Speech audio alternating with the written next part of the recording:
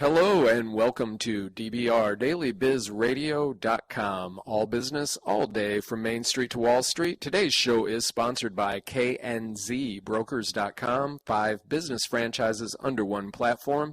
And we have the honor of speaking with Melard Abraham, who is in the banking industry. And Melard, welcome to the show. How are you doing today? I'm doing very well, thank you. All right, well, thank you, and I appreciate your time and joining us today, and I'm really excited to talk to you because I know that you specialize in both business and residential lending, and I am really curious, first and foremost, everybody is talking about the economy. It's on the front page of every newspaper. It's what we hear when we turn on the television. What is your view as to how the economy has actually impacted both residential and business lending from the banking standpoint? Well, it's affected both the business sector and the private enterprise in that they're interrelated because whether you work for a corporation or whether you own your own business, you're still subject to the effects of the downfall in the economy.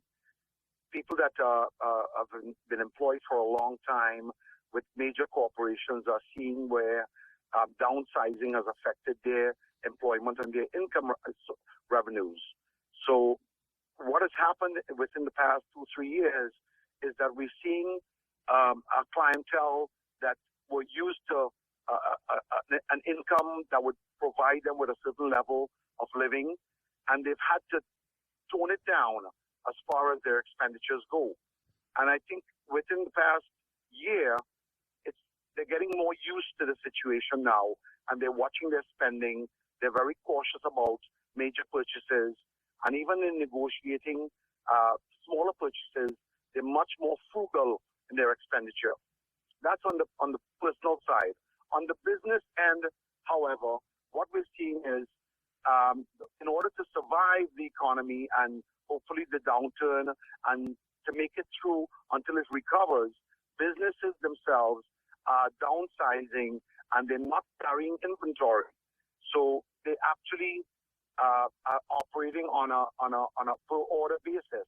And that's affecting the manufacturing because the manufacturers were able to sell to their vendors.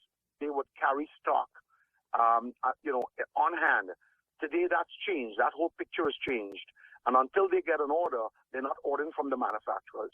So the manufacturers are being affected as a corporation and as a business, and so are the employees that are employed with them. So it's a vicious circle. I see.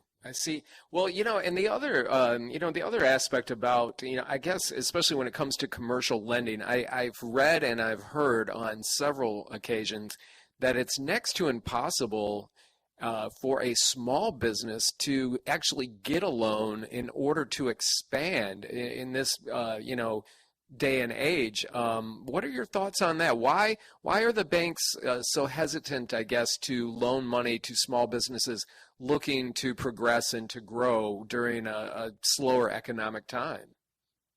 Well, as you would expect, it has a lot to do with risk management. The banks and any financial organization, they're looking at the viability of the business. It's added a different sphere to the underwriting picture. In other words, your net income as a business has been depreciating over the past few years. But one of the other aspects of underwriting today is to actually ensure that they are comfortable as a lender with the viability of the business. What are the chances of this business surviving? We're not a non-for-profit, and none of the finance companies are. So what they're looking at your resume, how qualified you are, how long you've been there, and how you've sustained to stay alive and stay afloat throughout the recession.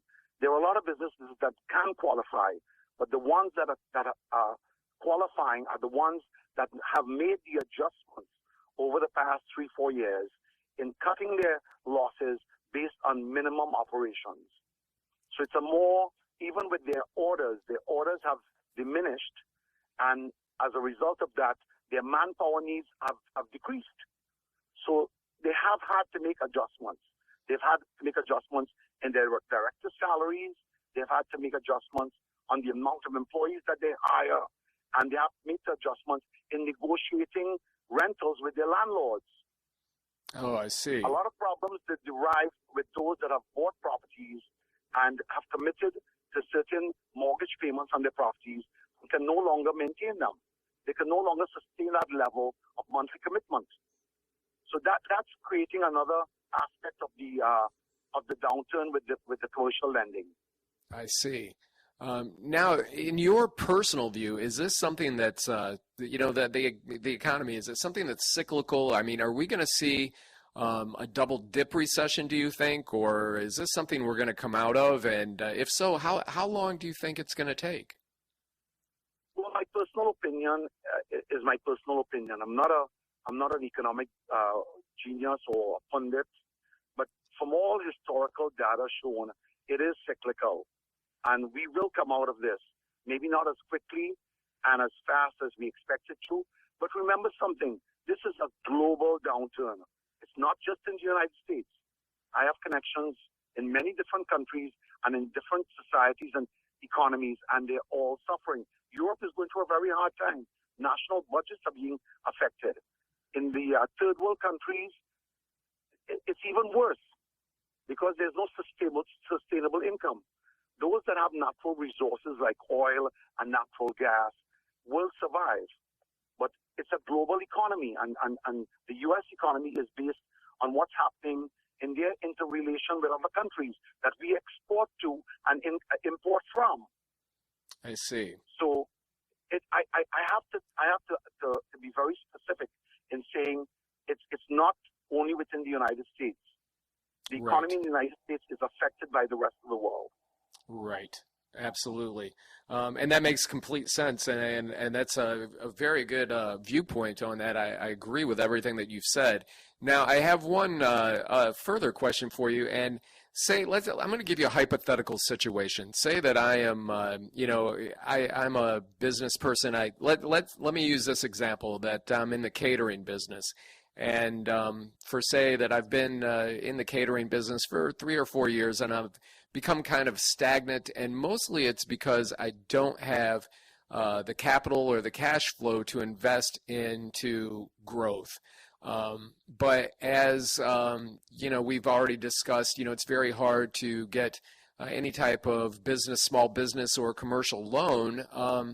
What other avenues might I explore as a small business owner in order to gain capital to help me with growth? Well, I always, as a financier, I always ask the question, are you as confident about your business as you expect me to be? First of all, as a business owner, I would like to see that level of confidence that you feel in your heart that you're confident that you can make this happen. That's a prerequisite. And you have to diversify your thinking. You have to look at, as a caterer, what I would do is this is a couple of options that I would offer. I would start manufacturing, jams or jellies or empanadas or pies and start selling to get your name out there and to sustain your business, to get into a small cottage industry, whereby in addition to waiting for the corporations that are entertaining and are needing catering services, you can get into supplying daily lunches to their employees. You offer delivery service, you offer untimely service, quality foods at a reasonable and affordable price. The profit margins are down, all right? You have to do volume. And in order to do volume, you have to have attractive pricing and quality that's competitive with what's out there. Because I don't care how small you are, you have to compete on quality with the big players.